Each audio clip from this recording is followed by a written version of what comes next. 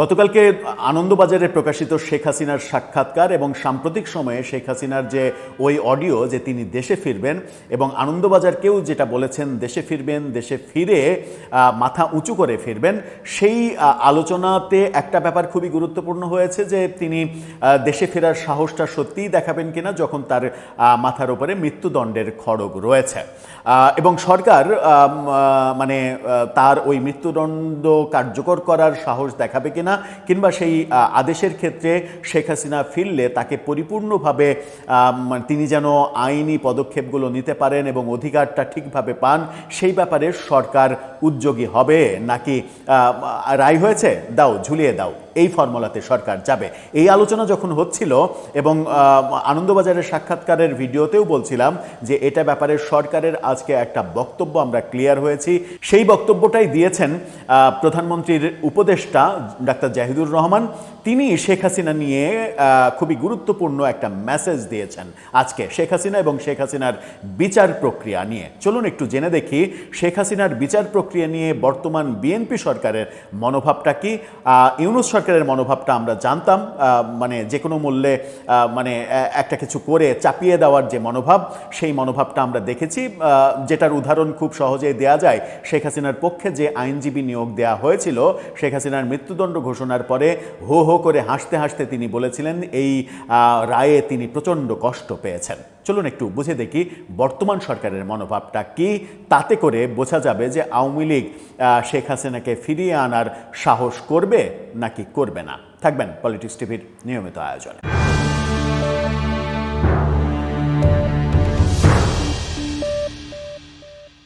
দর্শক, বলছিলাম শেখ হাসিনাকে নিয়ে সরকারের ভাবনাটা কি এটা একটু জানার প্রয়োজন রয়েছে। শেখ হাসিনা সম্পর্কে সরকারের ভাবনাটা পরিষ্কার করেছেন ডাক্তার জাহেদ। বাংলা ট্রিবিউনের এই শিরোনামটা দেখে নিন। তিনি বলছেন শেখ হাসিনার প্রতি আমাদের ইনসাফ থাকবে। তথ্য উপদেষ্টা ইনসাফ শব্দটা ব্যবহার করেছেন, যদিও এই জাতীয় শব্দগুলো ব্যবহার করে একটা নির্দিষ্ট সাম্প্রদায়িক গোষ্ঠীরা, তবুও ইনসাফ ভালো শব্দ তিনি ব্যবহার করেছেন। তার মতো একজন প্রগতিশীল মানুষ ইনসাফ শব্দটা ব্যবহার করেছেন, ন্যায় বিচার শব্দটা ব্যবহার না করে ইনসাফ ব্যবহার করেছেন, সেটা ঠিক আছে। তিনি কি বলছেন? তিনি বলছেন যে শেখ হাসিনাকে আমরা ক্ষমতা থেকে সরাতে চেয়েছি কারণ তিনি ইনসাফ করেন নাই। পরবর্তী যে বাংলাদেশ তৈরি হয়েছে তার প্রধান উদ্দেশ্য হচ্ছে ইনসাফ থাকবে, এমনকি শত্রুর প্রতি ইনসাফ থাকবে, শত্রুর প্রতিও ইনসাফ থাকবে। তিনি বলেন শেখ হাসিনার প্রতি আমাদেরও ইনসাফ থাকবে। খুবই ভালো কথা, এটা একটা ভালো সরকারের উদাহরণ। এখন দেখা যাক যে কীভাবে ইনসাফ থাকবে। সচিবালয়ে সরকারের অগ্রগতি নিয়ে তিনি কথা বলেছেন, অনেক কথাই তিনি বলেছেন। র্যাব নিয়ে কথা বলেছেন, র্যাব বিলুপ্ত হবে, মানে র্যাবের নাম চেঞ্জ হবে কিন্তু এলিট ফোর্স থাকবে, অনেক কথাই বলেছেন। ডাক্তার জাহিদুর রহমান বলেন যে শেখ হাসিনা যদি বাংলাদেশে ফেরত আসেন তাকে কোনো এক্সট্রা জুডিশিয়াল কিছু আমরা আসলে করব না। আমাদের কাছে প্রতিজ্ঞা কি, আমরা জুডিশিয়ালি করব, ওনার বিচার হয়েছে, ওনাকে আবার ডিফেন্ড করতে দেওয়া হবে, মানে তিনি আবারও সুযোগ পাবেন এটা মোকাবেলা করার। তাতে তার মৃত্যুদণ্ডাদেশ থেকে যদি তিনি মুক্তি পান, টেকনিক্যালি বলছি, সেটা আমরা মানব। যদি তিনি ডিফেন্ড করতে গিয়ে মুক্তিদণ্ড মানে মৃত্যুদণ্ড থেকে মুক্তি পান তাহলে সরকার সেটা মেনে নেবে, আর যদি না হয় তাহলে সেটা কার্যকর হবে। এটাই হচ্ছে ইনসাফ, কারণ মৃত্যুদণ্ড হওয়াও কিন্তু ইনসাফ যে আমি আপনাকে প্রপার বিচারিক প্রক্রিয়ার কাজটা করেছে, এই কথা বলছেন। এবং তিনি বলছেন যে তথ্যমন্ত্রী বলেছেন যে আমরা জানি যে কোনো ধরনের একটা অভিযোগের কিন্তু প্রথম পর্যায়ে অভিযোগ দায়ের করা হয়, তারপর ওটা একটা তদন্ত প্রক্রিয়ায় যায়, তারপর ওটা প্রসিকিউশন পর্যায়ে যায়, তারপরে ওটা একটা লোক অপরাধী কিনা তার বিচারে চিহ্নিত হয়। এই পুরো প্রক্রিয়াতে যে কোনো একজন অপরাধী, যে কোনো একজন অভিযুক্ত অপরাধী নয় এটা প্রমাণ করার জন্য সর্বোচ্চ চেষ্টা তিনি করতে পারেন। তিনি যদি চান রাষ্ট্র তাকে সহযোগিতা করবে, অর্থাৎ শেখ হাসিনা যদি চান তাহলে রাষ্ট্র তাকে সহায়তা করবে। এটাই তো ন্যায় বিচার, এটাই তো ইনসাফের কথা বলছে। এবং আমরাও যে কোনো ব্যক্তির ক্ষেত্রে, পলাতক সরকার প্রধান থেকে শুরু করে একদম সাধারণ একজন নাগরিকের ক্ষেত্রে আমরা এই ইনসাফের নীতি এবং আমরা এই ন্যায় বিচারের মৌলিক নীতিকে অনুসরণ করব। মানে তথ্যমন্ত্রীও বলেছেন, তথ্য উপদেষ্টাও বলেছেন। ভালো কথা, ইনসাফ করবেন।